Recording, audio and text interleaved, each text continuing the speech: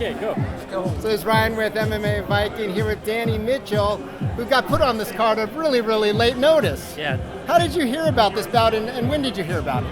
I was speaking to Babak anyway about months and months ago about fighting on the show. I fought on Superior Challenge 6 or 7, and it were great. I've always wanted to come back over, so I spoke to Babak, and there was some talk. There were some opponents that came up that were interested in, but I think they ended up getting injured and things happened. He said there were nothing for me, so I ended up taking another fight.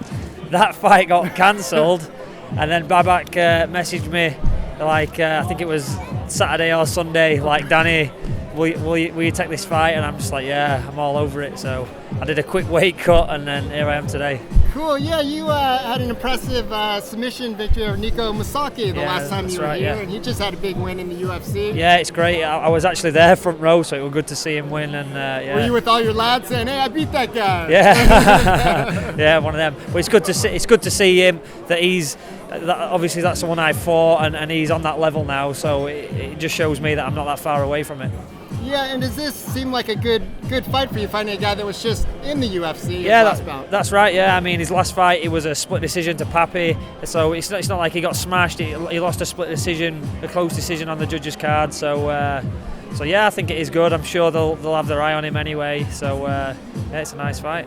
Yeah, and your background, you've done boxing, and then you're like I don't know what belt you are. I'm a black belt in Brazilian Jiu-Jitsu. Yeah, I got my black belt probably 3 months ago, something like that. So Can you reveal any sort of game plan, or do you want to keep that secret since you can keep it standing or take it to the ground? I mean, there's so much things that can happen. I've got a plan wherever the fight goes, really.